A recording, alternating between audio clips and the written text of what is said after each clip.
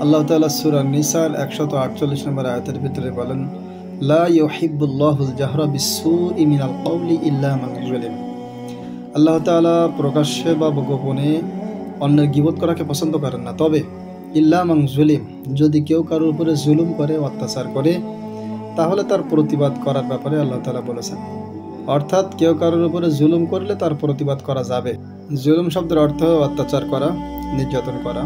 জুলুমের অনেক ভাগ রয়েছে। নিজের প্রতি জুলুম করা, তারপরে অধীনস্থ কারোর উপরে জুলুম করা, অথবা স্বৈরাচারী সরকারের পক্ষ থেকে জনগণের উপরে জুলুম করা। বিশেষ করে কেউ যদি কারোর উপরে জুলুম করে, তাহলে মুহাম্মদুর রাসূলুল্লাহ সাল্লাল্লাহু আলাইহি ওয়াসাল্লাম বলেছেন যে, তোমরা যদি কারোর অন্যায় কাজ করতে দেখো, তাহলে তোমরা বাধা দিবে।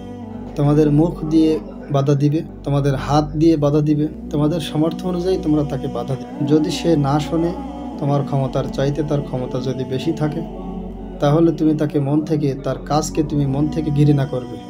আর এটা হলো দুর্বলতম ঈমানের পরিচয়। যালিকা আদআফুল ঈমান। এটা হলো দুর্বলতম ঈমানের পরিচয়।